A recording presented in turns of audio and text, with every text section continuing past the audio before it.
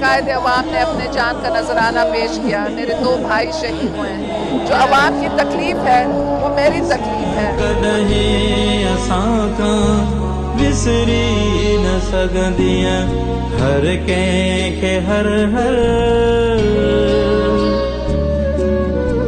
कंहिंखे हर 27 दिसंबर तुंहिंजी यादि ॾियारे पई।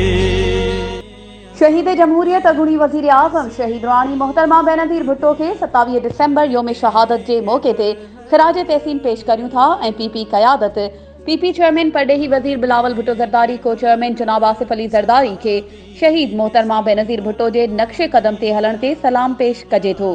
तारा Liaquat Ali Kalhoro administrator municipal committee Shahdadpur.